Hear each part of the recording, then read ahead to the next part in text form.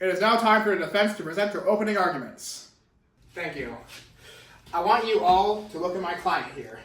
The Flowers for Algernon by Daniel Keyes has been banned in over 3 public spaces, and now those attempts have reached here. I am here to convince you that these bannings are unjustified. Charges against the book were for sexual content and uses of alcohol. These reasons are not enough to provide a full ban for any public place. This will be clear through my evidence. The prosecution will now call their first witness. Then the defense will call their first witness. I call number 1 to the stand. Number 1, have you read this book before? Yes, I have. Is there sexual content described in the book? Yes, there is. Do you believe that the book should be banned? No. Really? Why so? It is actually more harmful to restrict books with sexual content than keeping them in public places. Interesting. What I have in my hand right now is a paper written by Doyle in 2022. Number 1, may you please read the highlighted quote for us? Schools can either pretend that their students aren't sexually aware and thereby let these young adults turn to incomplete, faulty, or exploitative information, or they can align with the overwhelming body of science that proves that destigmatizing sex leads to mature and responsible behavior. Thank you. So, if you will see, banning a book for sexual content does the opposite of what those schools believe it does. It doesn't protect teenagers from difficult topics, it just makes them more uneducated in said topics. If we let our kids go into the world uneducated about what they will find, we have failed them. That is all. Number 1, you can step down. Prosecution, do you wish to summon your witness? Defense, you may call your next witness. I call number 2 to the stand. Number 2, have you read this book? Yes. Are there depictions of alcoholism within it? Yes. I will be reading a quote from page 193 of the book. I wasn't going to at first, but I felt so lousy that I figured why not? It couldn't make things any worse, and it might possibly dull the feeling that I was watching myself through eyes that didn't understand what I was doing. She got me drunk. Now, is that a paragraph from the book? Yes. Does that paragraph show a depiction of alcoholism? Yes. Does this depiction warrant the book to be banned? No, it does not. What I have in my hands here is a paper written in 2024 by PEN America. Please read aloud a highlighted quote.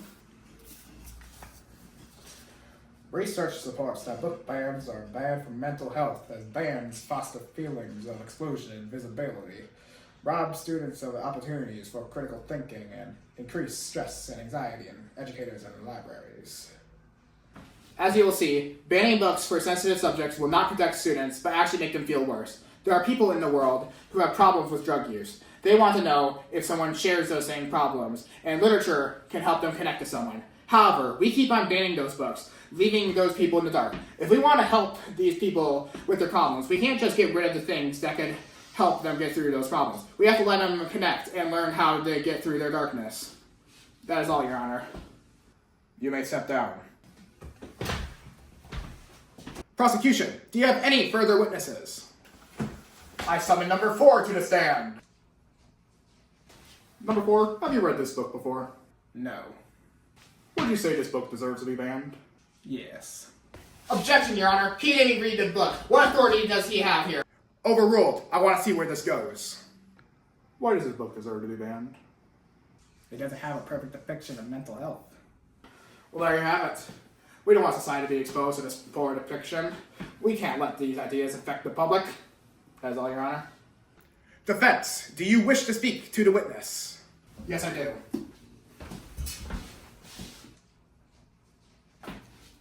I have a paper here written by Artushin in 2024. I'm going to read the highlighted quote aloud to the court.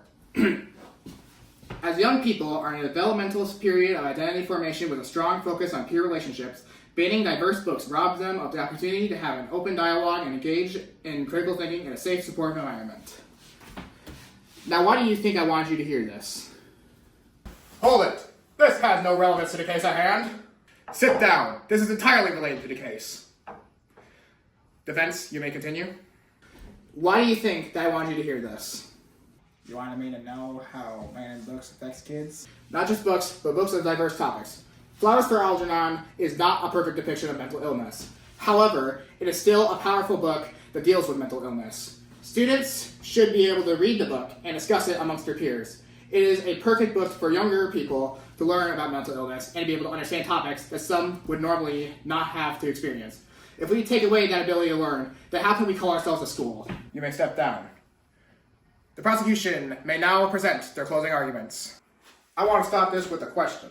Why would you want to keep this book? It has topics that us students are not ready to handle. It supports ideas that we don't agree with. It doesn't show a perfect depiction of mental health. I would just like you to think about this. Why would you want to keep this book? The defense may now present their closing arguments.